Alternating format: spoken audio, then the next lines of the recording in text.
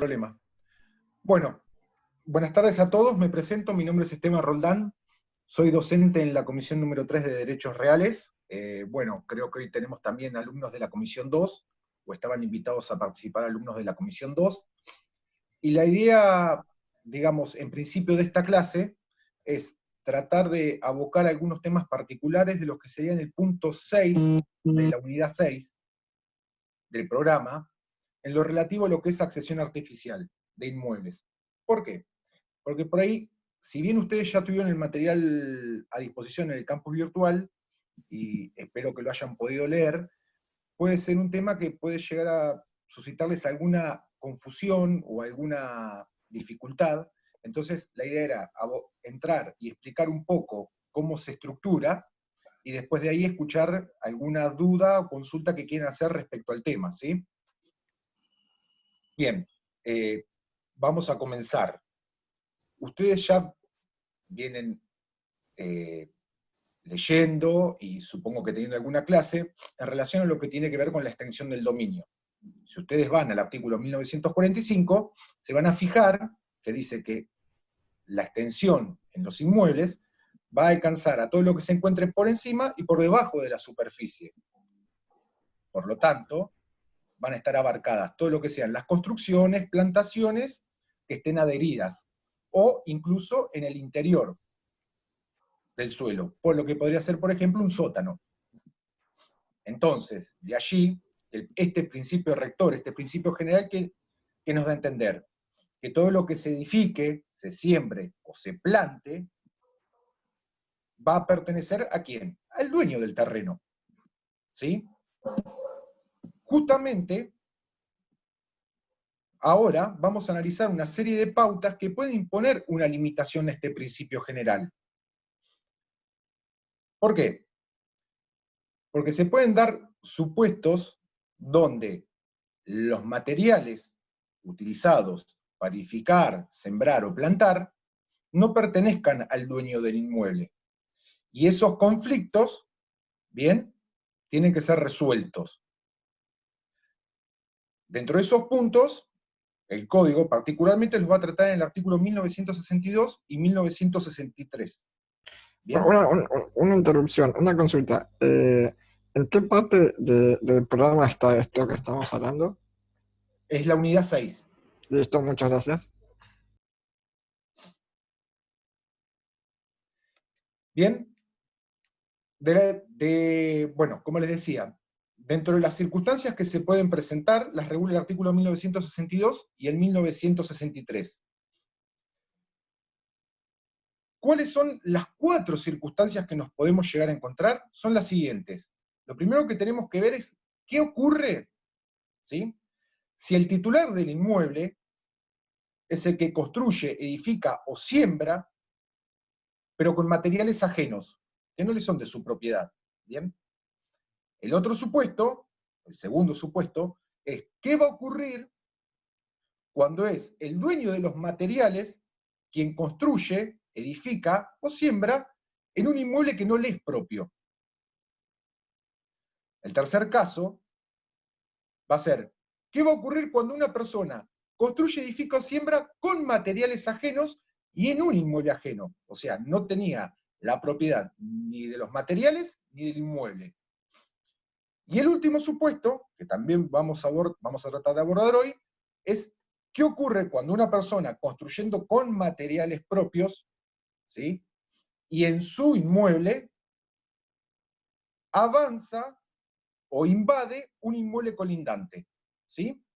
Hasta acá espero que me sigan, ¿bien? Porque estos 4 supuestos son los que ahora vamos a pasar a desarrollar. ¿Sí?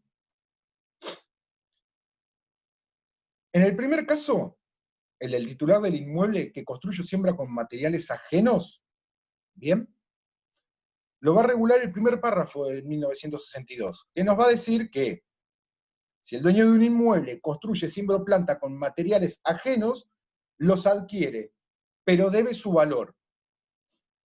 Si es de mala fe, también va a deber los daños. Bueno, dentro de este esquema, en este primer supuesto, vamos a tener el código diferencia para dar una solución si quien construyó, sembró, plantó, actuó de buena o de mala fe. ¿Sí? La buena o mala fe va a estar dada por los principios generales que ustedes ya vienen estudiando. ¿Sí? Con los cuales diríamos en un principio que la buena fe se presume. ¿Sí?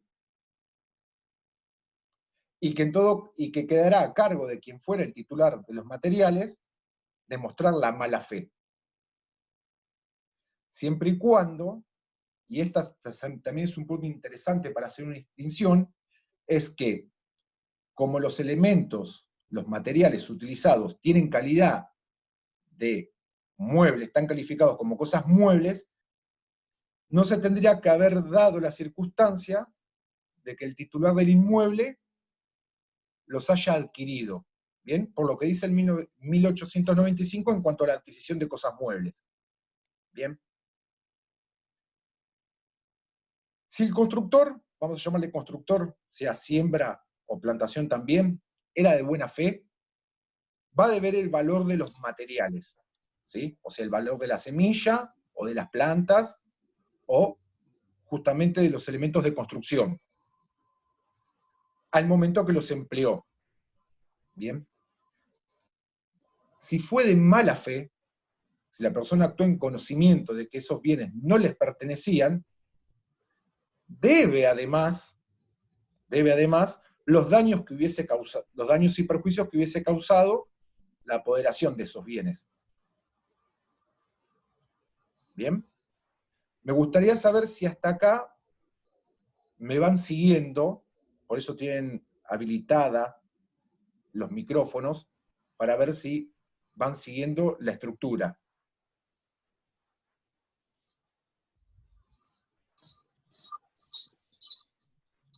Un ejemplo de lo que estamos hablando, Tomás.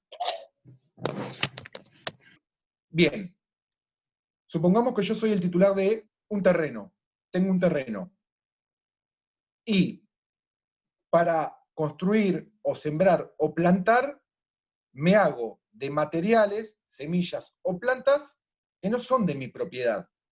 ¿Sí? Una vez que yo con esos materiales siembro, planto o construyo, pasan a formar parte del inmueble. ¿Bien? Y por ende pasan a ser de mi propiedad. ¿Cuál es la circunstancia o qué nos viene a traer el código? Es qué solución damos entre el conflicto que se va a generar entre el titular del inmueble, por un lado, y quién era el dueño o el titular de las cosas muebles que se utilizaron. ¿Bien? Supongamos que yo tengo una explotación rural, ¿bien? Y al momento de realizar la siembra de determinada legumbre, utilizo semillas que no eran de mi propiedad, ya sea porque las confundí o porque estaban convencidos que eran de mi propiedad. ¿Bien? Lo que el código nos viene, lo que el código nos dice es que en ese caso particular, yo le debo al que fuera dueño de esos bienes muebles su valor. En tanto yo ya he actuado de buena fe. Si yo actué de mala fe, utilicé esos bienes a sabiendas de que no era titular de ellos, no solo le voy a deber el valor, sino de cualquier daño y perjuicio que le hubiese ocasionado, ¿bien?, a su antiguo titular. No sé si ahí se entendió la situación.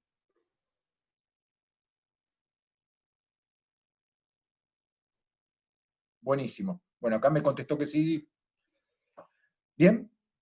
El segundo supuesto que nos vamos a encontrar es a la inversa. ¿Qué ocurre cuando una persona, ¿sí?, que es dueña de determinados bienes muebles, los adhiere a un inmueble que le es ajeno? ¿Bien? Este supuesto lo vamos a tener en el segundo párrafo.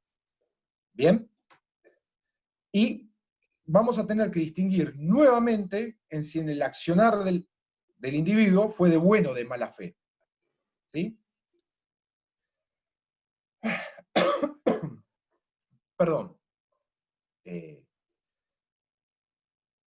ocurre acá? La actividad que desarrolla, en este caso, el edificador, sembrador, bien, va a implementar un valor aumentado al inmueble, bien que no es de su propiedad. ¿Sí? Entonces, ¿qué nos dice el artículo 1962? Que una vez que se hizo la construcción, la siembra o la plantación, si el tercero fue de buena fe, como consecuencia de este principio de accesión que rige la materia, ¿sí?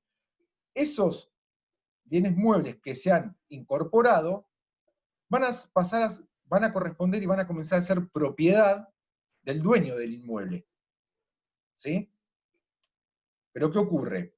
Esta circunstancia puede generar un enriquecimiento sin causa. Bien, entonces, la legislación que nos va a decir que a los fines de evitar este enriquecimiento sin causa, ¿qué va a tener que hacer el titular del inmueble? Le va a tener que abonar o indemnizar al constructor el mayor valor que haya adquirido su inmueble en virtud de su intervención. ¿Sí? ¿Hasta acá me siguieron?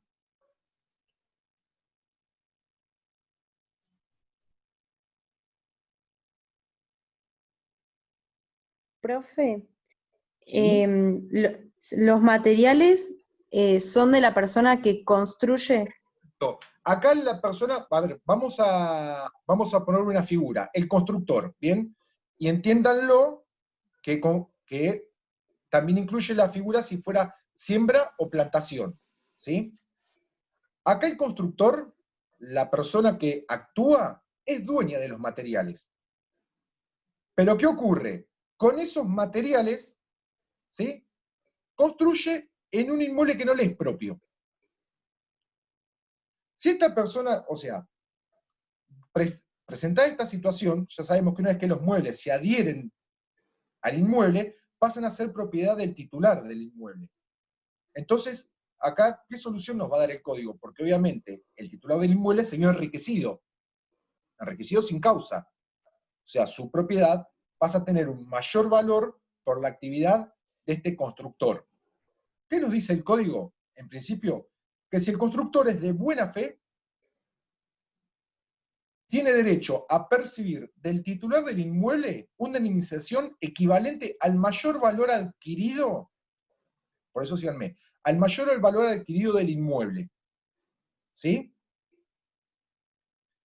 Ese va a ser el derecho de indemnización que va a tener. En cambio, si este edificador es de mala fe, ¿y cuándo es de mala fe? Cuando conoció o pudo conocer que era ilegítimo el derecho que tenía para edificar en ese terreno ajeno, ¿qué solución da el código? Dice que el dueño puede exigir reponer las cosas al estado anterior como primera opción. O sea, el dueño del inmueble va a poder exigir que se retrotraiga las circunstancias, a menos que exista una diferencia de valor muy importante. ¿Sí? En este caso, le va a deber al constructor el valor de los materiales y el trabajo. Y si no, en caso de que no los pueda abonar, puede optar por abdicar el derecho que tiene sobre el inmueble, reclamando los daños. En este momento, yo sé que vamos a plantear en situación, porque acá entiendo la pregunta que me están haciendo de qué se entiende por mayor valor. Vamos a suponer un caso. Acá estamos hablando de titulares de inmuebles. ¿Bien?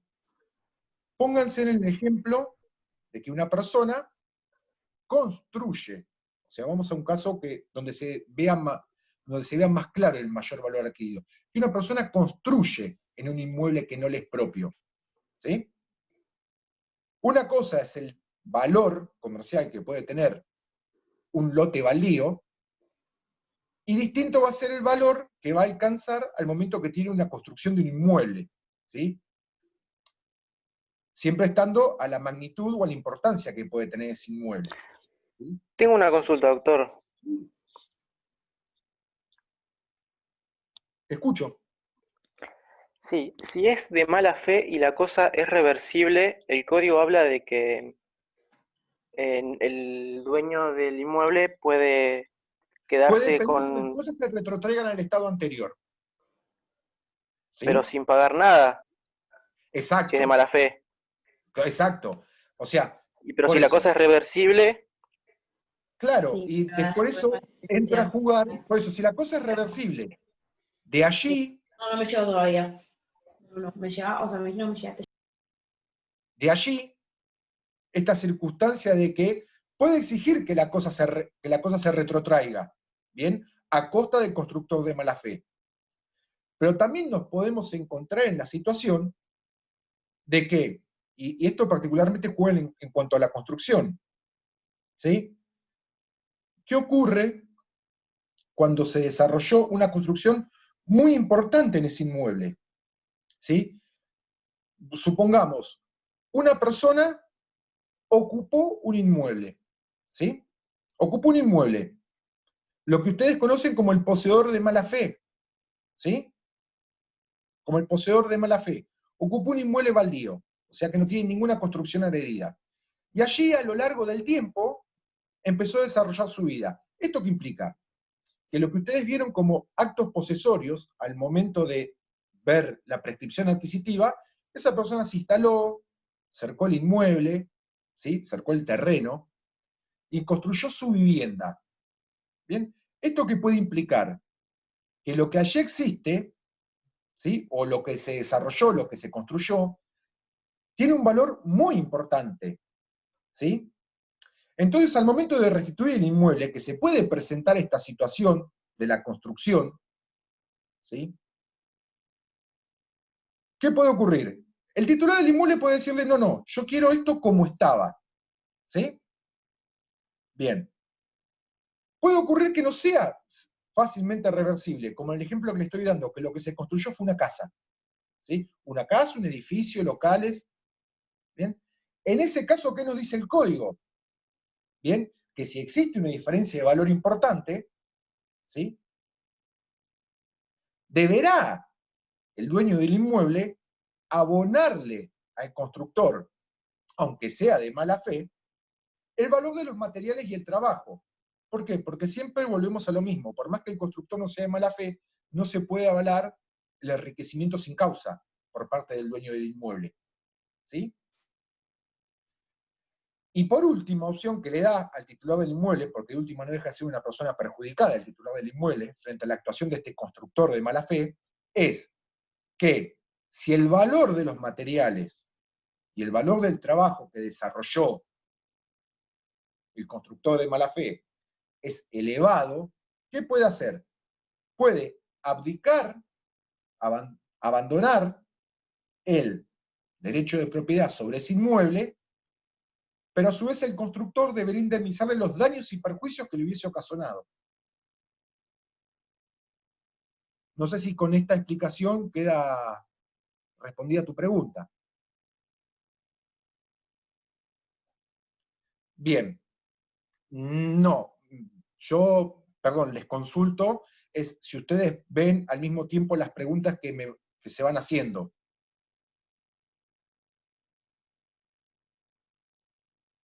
Sí, sí, las vemos. Salvo que le escriban por privado. ¿Eh? Las Bien, vemos, perfecto. salvo que le escriban Agradezco. por privado a usted. Bien, perfecto, te agradezco.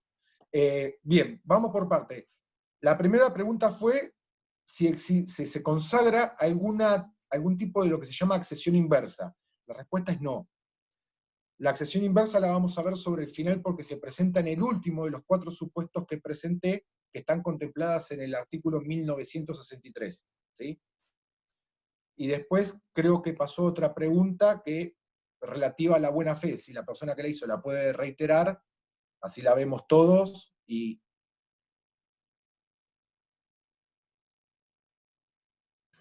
Es, en la construcción de buena fe sería una especie de accesión inversa. claro, esa es la que acabo de responder, el no. Lo que se va a dar, no va a ser un caso de accesión inversa, lo que se da en el caso de buena fe. Tampoco en el de mala fe, ¿sí?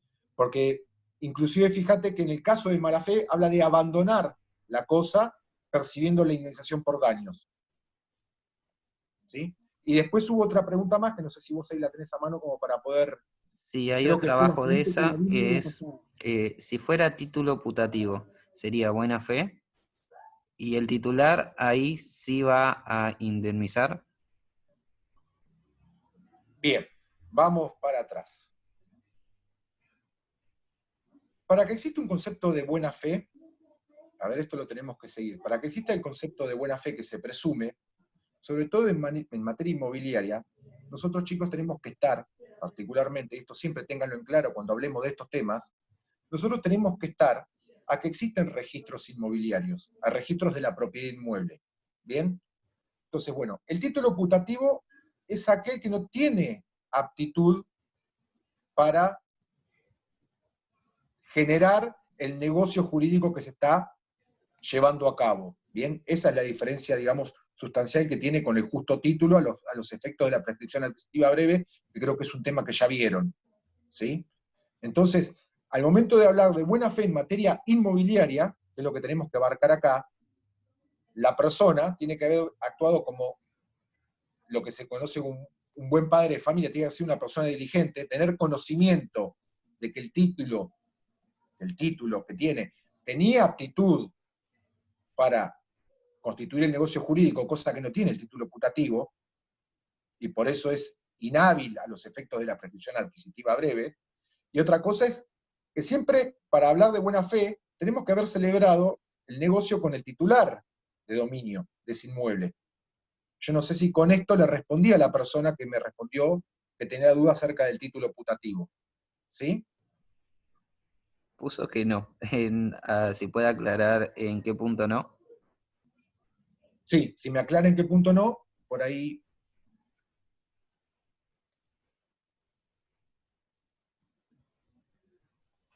Igual le puede hablar también. Si quiere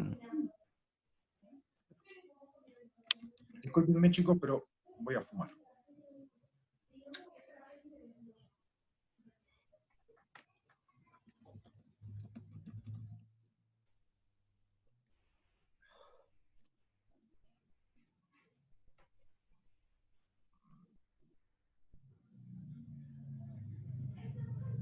Dice, yo pregunto por el caso de que el título putativo, para quien está en un error de hecho y no termino de escribir, Exacto. y construyó por error. No. No. En terreno equivocado. En terreno equivocado. Bien. Bueno, justamente acá eso se puede... Es más, hubo un caso, yo no sé si me lo está preguntando porque lo conoce o no lo conoce, pero se pueden dar unas circunstancias muy particulares. Yo siempre vuelvo a lo mismo, o sea, y voy a retrotraerme. En materia inmobiliaria, existiendo los registros, ¿bien? Y que esa... Ah, bien. No, pues la aclaración se las hago porque existió un caso donde hubo un error catastral en cuanto a la identificación de los terrenos. Y en un barrio que se construyó en el partido de Mar Chiquita, todas las personas construyeron en terrenos equivocados. Construyeron el terreno al lado del que en realidad eran titulares de dominio. Bien, porque justamente lo que hubo fue un error registral, que generó muchos inconvenientes. No, en principio ya, vuelvo a insistir, en el caso del título putativo, yo creo que el error en el principio no es subsanable, ¿sí? A los efectos de la construcción. No sé si con esto ya de por sí respondí por ahí a la inquietud que tenía. Buenísimo. Puso que sí, gracias. Sí, ahí lo leí. Bien, entonces, para redondear, vamos a decir, entonces, el titular del terreno, en este caso, ¿qué puede hacer? O puede aceptar la obra y la plantación que le hubiese efectuado este constructor, o disponer su retiro, ¿sí? Después, obviamente, en el caso en particular, vamos a tener que analizar cuál es la envergadura o el valor económico que tiene todas las tareas que realizó este constructor y qué puede llegar a implicar que lo tenga que destruir, y si esa actitud que toma el titular del inmueble no implica también un abuso del derecho. ¿Bien? Así que bueno, eso quedará a análisis en cada caso en particular, pero ya les digo, estas son las herramientas que les va a dar el código al titular del inmueble. ¿Bien? Después, dentro de esta misma temática del constructor que con sus materiales construyó en un terreno ajeno, y que creo que también es un tema que está en el apunte que se les puso a disposición en la plataforma, nos va a habla de un supuesto, ¿bien?, que estaba regulado en el Código Civil, pero que el actual Código Civil y Comercial de la Nación no estipula. Es que se daría en el supuesto de qué ocurre si ambas partes actuaron de mala fe. O sea, es de mala fe el constructor, a sabiendas de que no era su inmueble, y es de mala fe, o cómo se podría llegar a interpretar la mala fe del titular del inmueble, que es que lo dejó hacer, ¿bien?, con el fin de que una vez aumentado el valor de ese inmueble, reclamar o hacerse del valor de lo construido. ¿Bien? En este supuesto en particular, como les decía, el Código Civil y Comercial de la Nación no tiene nada estipulado. El Código de Vélez, obviamente ya no vigente, estipulaba que al momento de resolver la cuestión, se aplicarían las reglas establecidas como si ambos fueran de buena fe. O sea, constructor de buena fe, titular de inmueble de buena fe. Como si ambas malas fe, digamos, se eliminaran a la par. Yo no sé si creo que no es un supuesto, ya digo, no está previsto en el código, pero por ahí es interesante que lo tengan presente, porque puede surgir la duda de que está bien, nosotros venimos hablando siempre, en este caso en particular, de la actuación que tuvo el constructor, pero en ningún momento estamos hablando de qué pasa con el titular del inmueble. Bien, que si pudo haber o no haber tenido conocimiento de lo que estaba aconteciendo. ¿Sí? Bueno, ahora la cuestión se va complicando un poco más. ¿Por qué? Porque en el último supuesto que nos habla el artículo 1962, va a estar dado por el constructor que, valiéndose de materiales ajenos, ¿sí?, que no son de su propiedad, ¿qué hace? Construye, siembra o planta en un inmueble que tampoco le es propio. ¿Bien? O sea, acá hay la actuación de un tercero que toma los bienes de un sujeto y los utiliza para desarrollar un inmueble que también le es ajeno. ¿Sí? El código en esto es bastante escueto. O sea, ¿por qué es escueto? ¿Qué nos va a decir? Dice, si la construcción, siembra y plantación es realizada por un tercero con trabajos materiales ajenos en un inmueble ajeno, quien efectúa el trabajo o quien provee los materiales no tiene acción directa contra el titular del inmueble, pero puede exigirle lo que le deba al tercero. Si bien la redacción parece complicada, es muy sencillo. ¿Qué nos está diciendo? Que obviamente, quien sea el dueño de los materiales o el constructor que actuó de mala fe, ¿sí?, tiene que responder frente al titular del inmueble y frente al titular o a quien fuera dueño de los materiales utilizados. Pero que no existe reclamo directo, no va a existir reclamo directo entre quien fuera el dueño de los materiales o quien fuera el dueño del inmueble. ¿Bien? Como les dice el apunte que yo les puse a disposición en la plataforma, hay autores como Lafey que nos hablan de una acción subrogatoria. Yo no sé si lo tienen presente o lo recuerdan desde Derecho Civil, parte general. Bien. La cuestión es que acá en lo que se puede establecer es una acción subrogatoria, pero nunca va a haber reclamos directos entre quienes fueran dueños de los muebles y dueños de los inmuebles. No sé si se entendió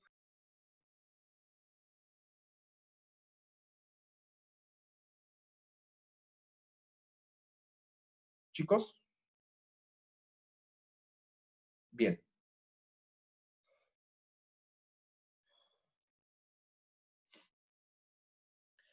Bien, lo que les quería decir, por los voy a adelantarlos, también en ese mismo apunte que tiene a disposición, está desarrollado un fallo que es bastante interesante, pero que tiene como implicancias que una de las partes era el Estado.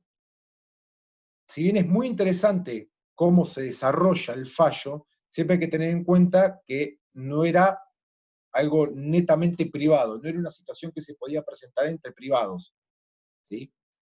Como lo que estamos analizando. Bien. Dentro de lo que es este punto y esta bolilla de accesión artificial, bien, tenemos la última parte, va a estar hablado con lo que se llama como invasión del inmueble colindante. Bien, este es un desarrollo que ingresó al Código Civil y Comercial y que era una situación que no estaba prevista por el Código de Vélez. ¿Qué es lo que ocurre acá?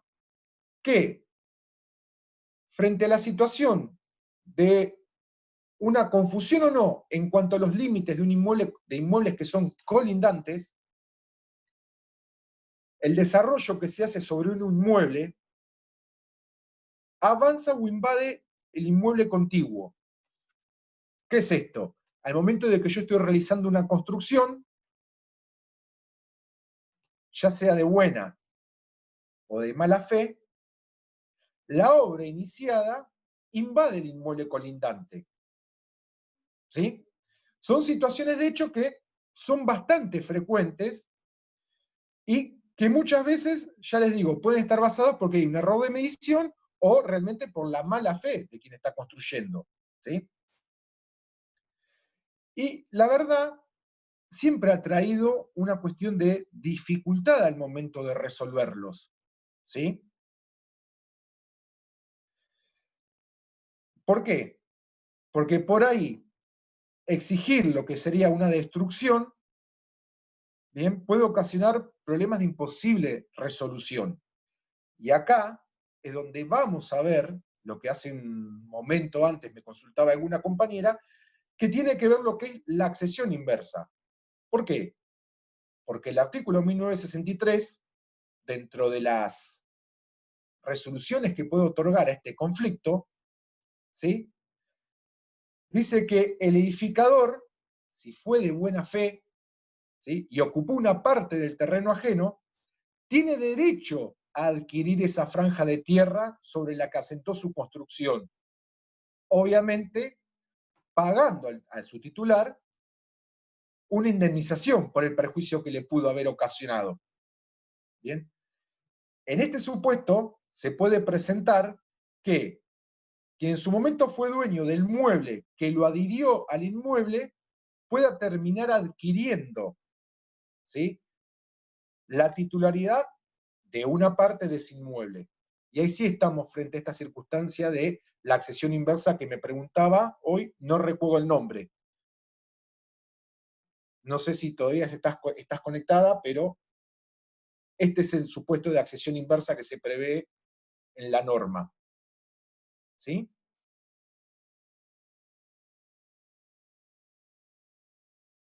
¿Hola? Bueno. Bien.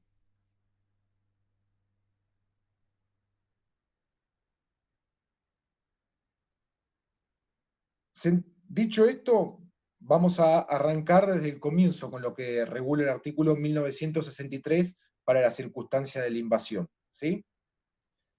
Y las distintas soluciones que va a dar, siempre hablando de lograr de buena o mala fe, ¿sí?, del constructor. Aunque en todos los casos hay que tener presente que sea el constructor de buena o mala fe, este constructor invasor haya actuado de buena o de mala fe, tiene que haber una actuación del dueño del terreno, ¿sí? Porque el código nos va a hablar de una oposición inmediata, ¿bien? Y entonces, ¿qué es esta oposición inmediata? ¿Bien? Si bien la norma no lo aclara, ¿sí? Si bien la norma, o sea, el código no les va a decir de lo que se entiende del resto del ordenamiento, ¿qué ocurre? Que el titular del inmueble va a tener que recurrir, conocido inmediatamente la invasión, a las defensas que hagan a su derecho. ¿Bien?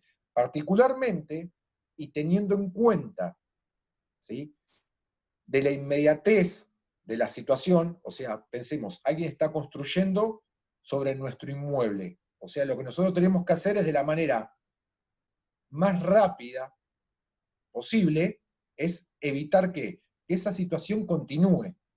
Bien, lo primero que tenemos que nosotros lograr es evitar que esa construcción avance. Esa es la oposición inmediata. Y por lo general, esta inmediatez, ¿con qué se da? Se va a dar con las acciones posesorias, con la defensa de nuestra relación real de poder con el inmueble, ¿sí? De allí que yo no sé si ustedes ya vieron las acciones.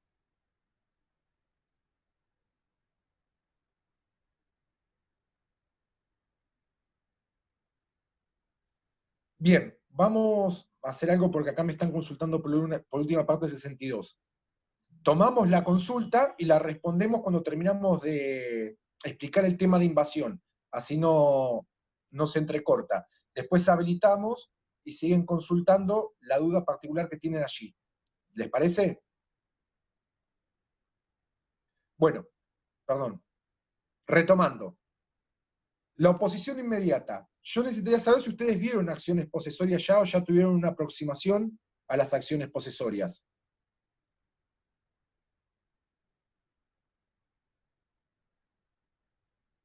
Bien, perfecto. Ya con uno que me confirma algo. Bueno, ¿vieron que existe la acción de obra nueva?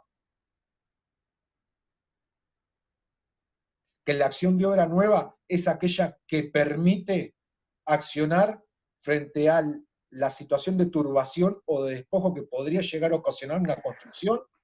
Doctor, Bueno, acá, ¿y la sí, denuncia de daño temido? sí, en realidad, sí, el daño temido, yo no diría que el daño temido se refiere a otra circunstancia, la de daño temido. Para el caso particular que estamos sabiendo, yo creo que tiene que ver con la obra nueva. O sea, es cuando en un inmueble colindante, o desde un inmueble colindante, se está llevando a cabo, vamos al caso práctico, una construcción que veo o que está comenzando a invadir mi inmueble. Bien, ¿cuál es la manera más rápida en la cual yo obtengo una cautelar de parar esta situación? ¿Sí? Porque acá volvemos siempre a la idea. La idea no es enriquecerse ilícitamente, sino ¿cuál es la idea? Es parar el daño que me puede llegar a ocasionar. Entonces, la medida más rápida que va a tener el titular del inmueble es justamente una acción de naturaleza posesoria, en este caso por obra nueva. O sea, vendría a ser un ejemplo de lo que sería la acción de obra nueva. ¿Para qué? Para parar este avance, ¿sí? Y resolverlo. Porque distinto es, eventualmente, poder tener que retrotraer una situación recién comenzada, una construcción recién iniciada, a una construcción terminada. ¿Me entienden? Esa es la idea fundamental. Entonces, ¿por qué cuando hablamos de oposición inmediata? Bueno, es decir, bueno, el titular del inmueble actúa diligentemente y trata de parar el avance de esta obra, ¿sí? Esa es la idea fundamental. Igualmente, siempre tengan en cuenta y tengan presente los plazos de prescripción que pueden existir para estas acciones, porque puede ocurrir que por ahí el conocimiento no sea inmediato, ¿sí? Pero ya les digo, lo que el código siempre prevé es que existe una suspensión desde el comienzo o a la continuación de esta invasión, ¿sí? ¿Para qué? Para que sea más sencillo retrotraer las cosas al estado inicial y esta construcción pueda ser removida. ¿Bien? Si el constructor es de buena fe, ¿sí?, y avanzó sobre el terreno ajeno con su obra, y el dueño, por desconocimiento, no se opuso inmediatamente, va a tener, o sea, ¿qué va a ocurrir con el dueño? Está obligado a respetar lo que se construyó. ¿Bien? Respetando lo que se construyó de la ley, le van a surgir distintas opciones. ¿Bien? Tiene que respetar lo construido, percibiendo una indemnización, ¿bien? Por la invasión que se hizo sobre su inmueble, o sea, una indemnización equivalente a lo que se invadió. ¿Bien? ¿Qué puede ocurrir? Puede ocurrir que si la invasión fue muy grande, ¿sí? Y la verdad, lo que generó fue que el inmueble de su titularidad pierda mucho valor, va a poder reclamarle al invasor que adquiera la totalidad del inmueble, no solo la parte que invadió, sino también el resto que perdió utilidad por la invasión. Y yo les digo que en el apunte que les acerqué, hablaba de un tercer supuesto, en el cual hablaba de demandar indemnización por la parte no invadida y el valor de lo invadido, que lo llevaría exactamente la misma conclusión que el segundo, o sea, a abonar por la totalidad del inmueble. ¿Sí? No sé, chicos, me gustaría saber si hasta acá van entendiendo. Buenísimo. Bien. El otro supuesto, ¿cuál va a ser? Si el invasor es de mala fe. ¿Sí? O sea, cuando esta persona con su construcción, siembra o plantación, avanzó sobre el terreno ajeno, ¿sí?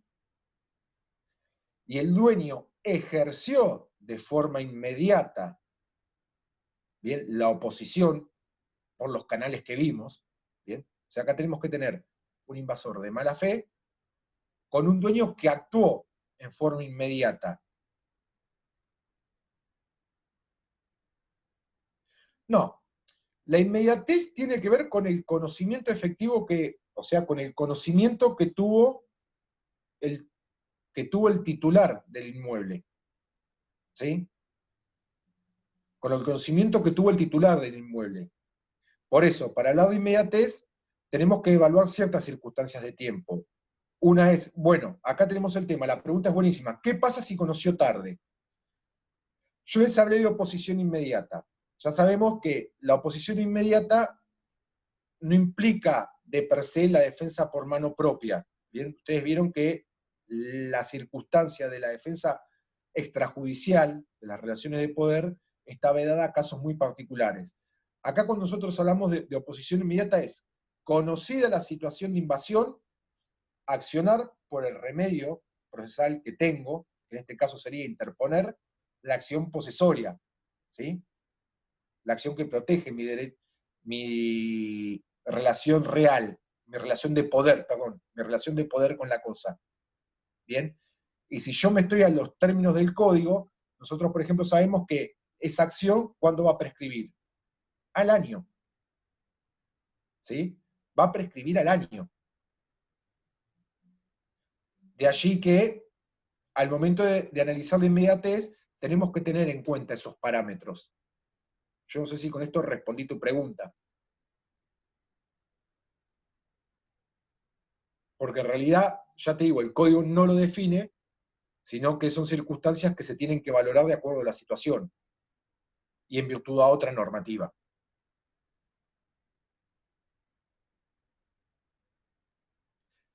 Ese año, claro, él cuenta con ese año para interponer la acción. Para interponer, no, desde que comienza el hecho lesivo. Desde que comienza el hecho lesivo me va a correr el plazo de prescripción. ¿Sí? Desde que se gesta, ¿cuándo? La turbación, en este caso. O el despojo. Ya vimos que la invasión puede tener distintos alcances, incluso hasta inutilizar, hasta privarme lo que sería la posesión del inmueble. ¿Sí? Buenísimo. Bien, decíamos, volviendo.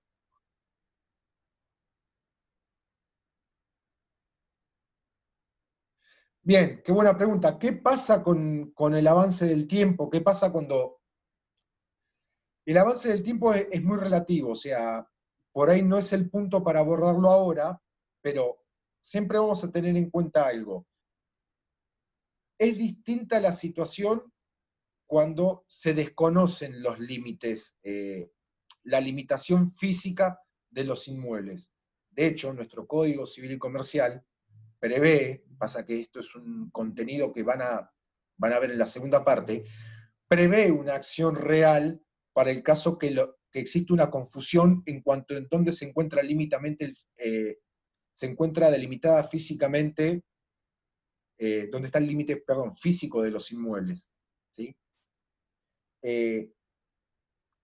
Pero yo por eso vuelvo a insistir, como siempre estamos hablando de materia inmobiliaria, ¿sí? Como estamos hablando siempre de materia inmobiliaria, tenemos que estar a la situación particular que tienen los inmuebles, que es que por su registración, ¿sí? Que por su registración, que no se limita, su registración, perdón, no se limita solamente a los datos de titularidad. Su registración incluye también todas las descripciones físicas de ese inmueble, orientaciones, límites, colindancias, todo lo que es la mensura del terreno. Bien, de allí que muchas veces es muy complicado entender cuándo, o sea, hacer ver la buena fe del invasor, ¿bien? O del constructor. Por esto justamente que les estoy diciendo, hay que actuar con un deber de diligencia que va a imponer tener conocimiento de todas estas circunstancias.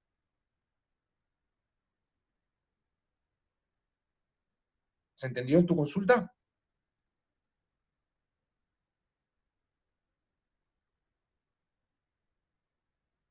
¿Para qué supuesto sí podría invocar un título putativo?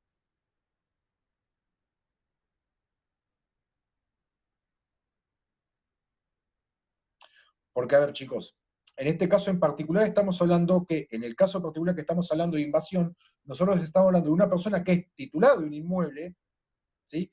Que al momento de construir, ingresa al inmueble vecino. O sea, no estamos fuera de los supuestos que contemplamos en el artículo anterior. Acá hay un error, a sabiendas o no, de que desde mi inmueble, con la construcción, estoy invadiendo el inmueble vecino. ¿Sí? No se da el supuesto, digamos, el segundo supuesto que vimos del artículo 1962, cuando una persona con sus materiales va y construye en un inmueble ajeno. Acá estamos hablando de una persona que con sus materiales en su inmueble inicia una construcción que se desarrolla o avanza sobre un inmueble colindante.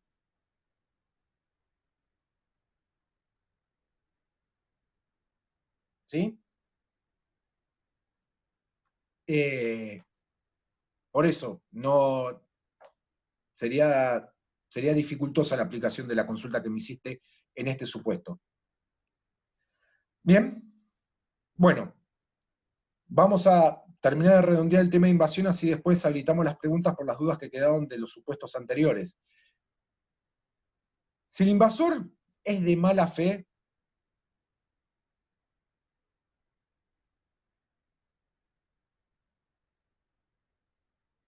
no, a ver, acá si una persona a sabiendas, o sea, la persona que tiene conocimiento de que con su construcción está avanzando sobre un inmueble ajeno, obviamente es un constructor de mala fe.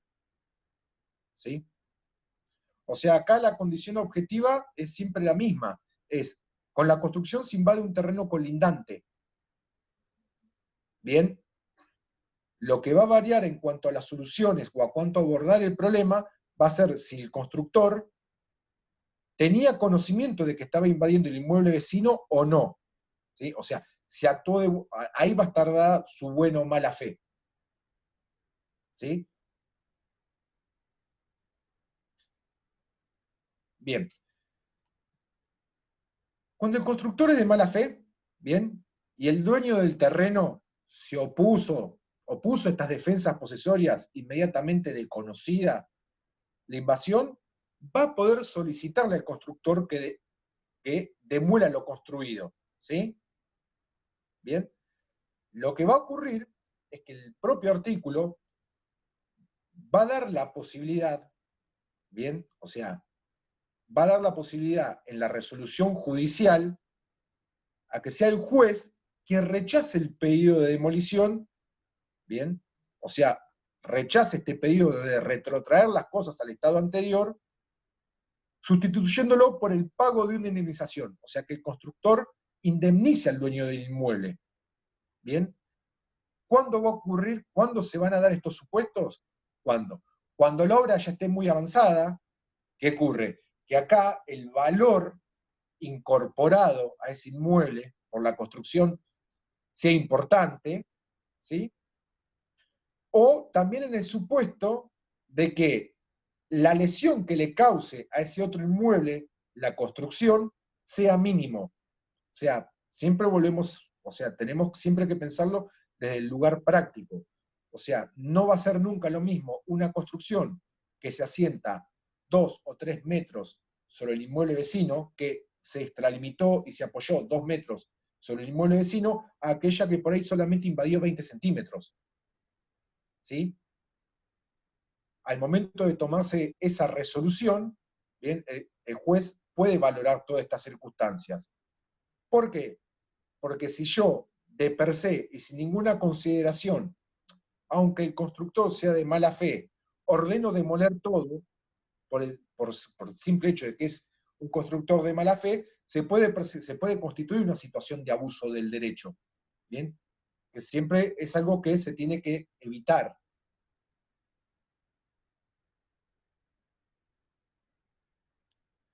¿No sería enriquecimiento sin causa que el dueño le pague al constructor? Perdón, no no se pudo terminar la pregunta. Chicos, honestamente prefiero que en la medida de lo posible se pueden habilitar los micrófonos para que sea un poco más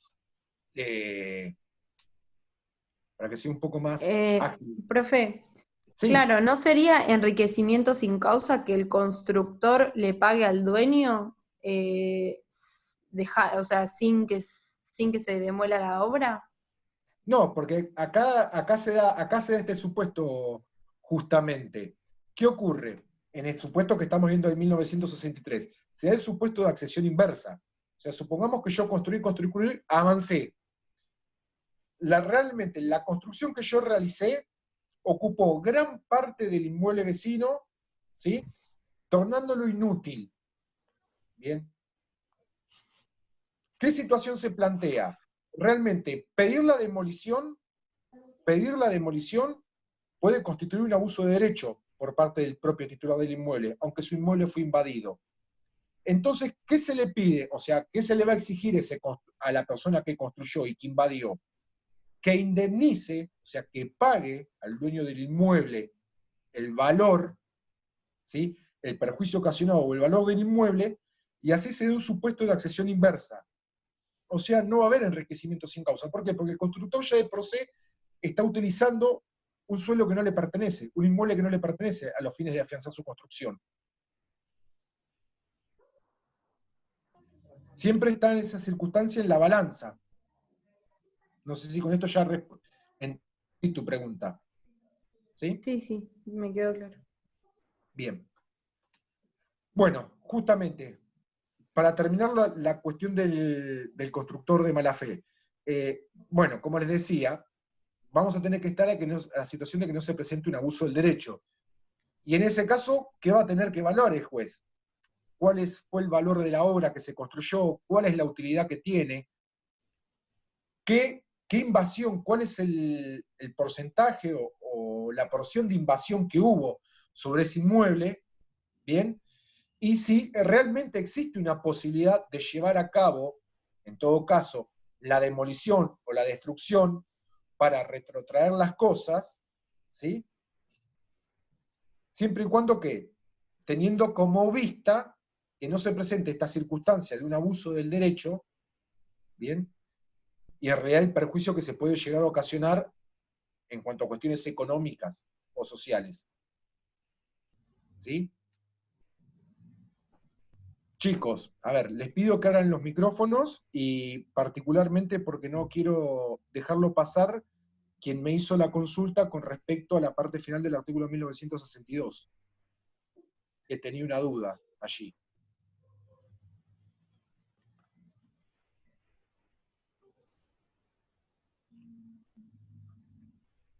La pregunta la tengo ahí, si quiere que se la lea. Ah, por favor, dale, si me la podés repetir, Genial. ya te digo, porque pasan muy rápido y no se llegan a... La última parte del artículo 1962 podría aclarar lo de terreno tercero con trabajos y materiales ajenos. Aclara, ¿puede exigirle lo que daba el tercero? ¿A qué se refiere?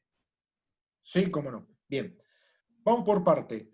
Dentro de hay una redacción poco clara, que tiene la última parte del artículo 1962, tenemos que diferenciar distintas partes. Bien, tenemos un titular de un inmueble, bien, sobre el cual se va a edificar, plantar o construir. Bien.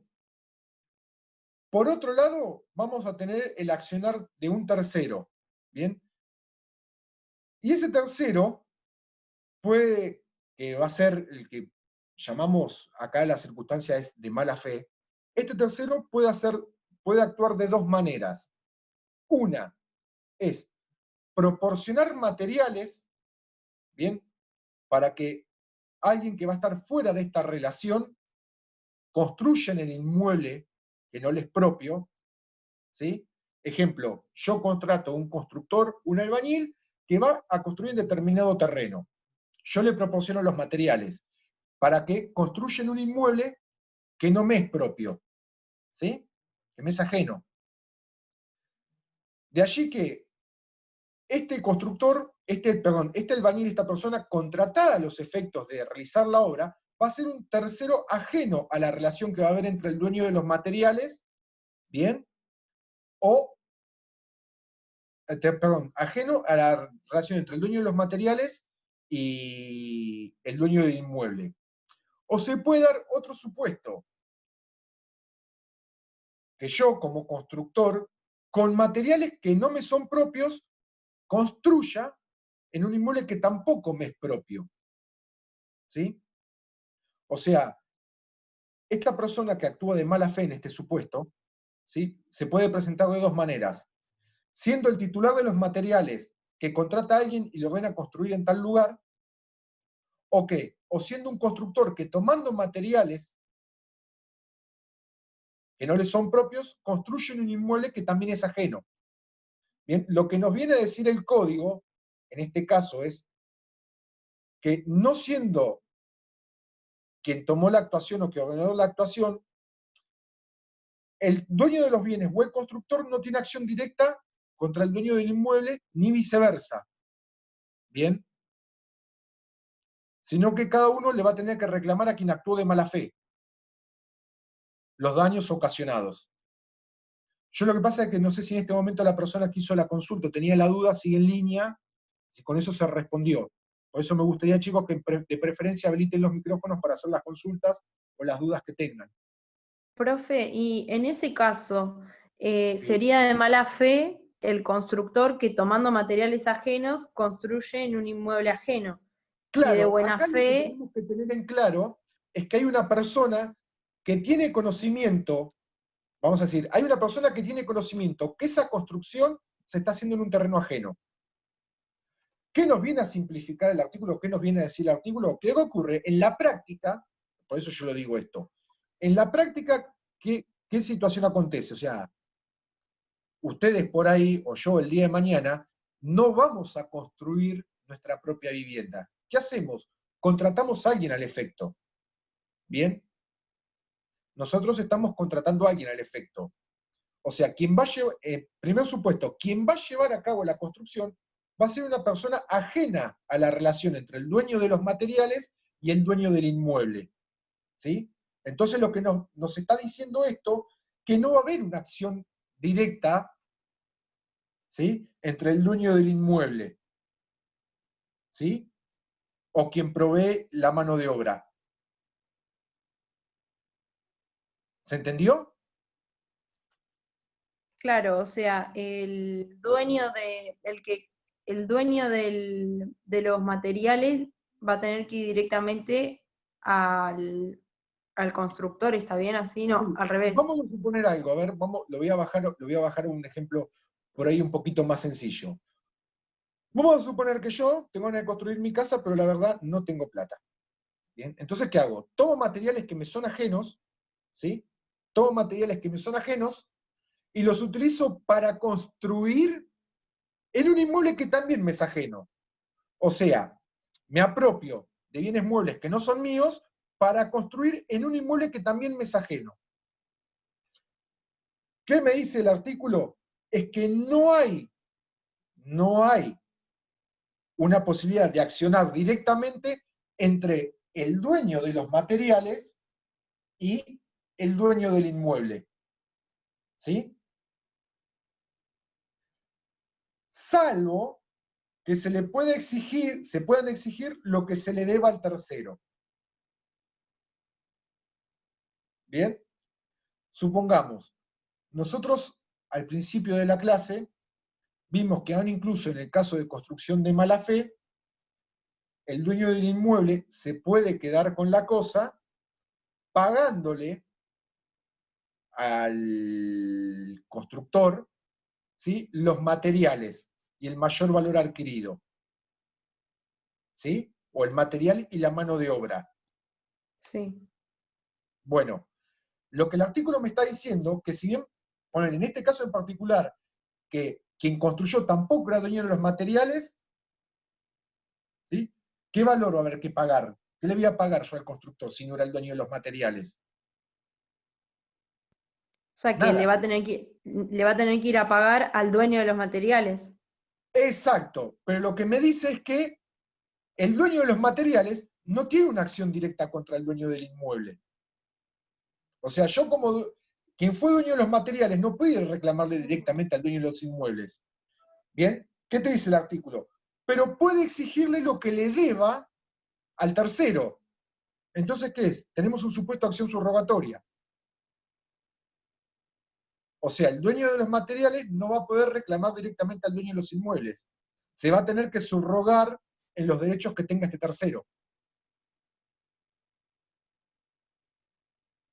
Por eso yo inclusive creo que en su momento, y está con la cita, en el material que les puse, la FEIL sostiene que este es un verdadero ejemplo de acción subrogatoria. La acción subrogatoria que, si mal no recuerdo, ya estudiaron en Civil 1. ¿Sí? Sí, sí. Buenísimo. Chicos, particularmente porque veo que avanza la hora, también les quiero hacer alguna salvedad. También tienen a disposición en la plataforma un pequeño apunte que compone los puntos 8 y 9 de esta bolilla, ¿sí?, que habla de la adquisición del dominio de automotores y la adquisición de semovientes. En ese caso particular, le pido que lo lean, no registra mayor complejidad, pero bueno, es interesante porque son bienes muebles que escapan por ahí al régimen general de lo que ustedes vienen estudiando, ¿sí? De hecho, lo que les quería aclarar a este punto, bien, es que ustedes ya tienen que haber visto lo que es la adquisición legal de derechos reales sobre muebles, particularmente el artículo 1895, ¿sí? Yo no sé si tienen el código a mano o no, pero el último párrafo de este artículo, que se los voy a leer por si alguno lo tiene a mano, dice que no puede existir buena fe, siempre hablando de la adquisición de derechos reales sobre muebles, bien, aunque haya inscripción a favor de quien invoca, si el respectivo régimen especial prevé la existencia de elementos identificatorios de la cosa registrable, y estos no son coincidentes. Justamente la identificación registrable de estas cosas deja abierto a que entre todo lo que se llama el régimen de semovientes, ¿sí?, que lo tienen en el apunte.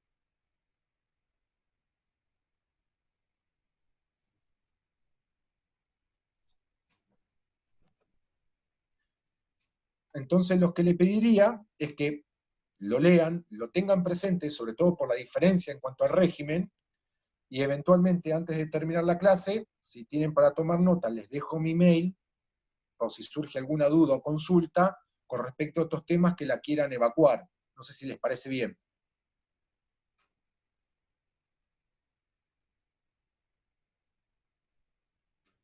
Bien. Mi mail es estebanarielroldán@gmail.com. Bien, igualmente ahora, si no, le digo a los chicos del centro que se lo pongan a disposición. Cualquier duda o consulta que tengan sobre estos temas con respecto al régimen de accesión, me lo consultan. Les pido que ya lo vayan leyendo porque, bueno, tienen en cuenta que no estaría faltando demasiado, no habría disponible mucho tiempo para evacuar las dudas porque ya estamos cerca del parcial. Te lo reitero que recién me preguntaste, estebanarielroldán@gmail.com.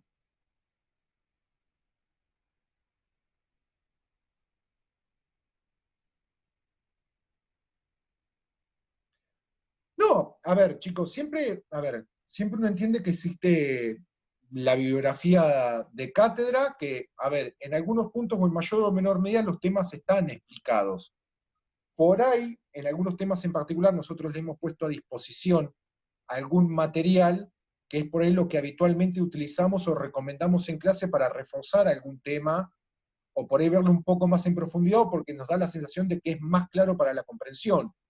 ¿Sí? Pero todo lo que sea material de cátedra es válido, todo lo que tiene que ver con libros de cátedra. ¿Sí? Después, indistintamente que por ahí uno pretenda acercarles algo que le parezca que por ahí los va a enriquecer un poco más en el tema, es indistinto, pero siempre el material de cátedra es claro, siempre y cuando estemos hablando de Keeper en el manual. ¿Sí? No sé si con eso respondí tu pregunta.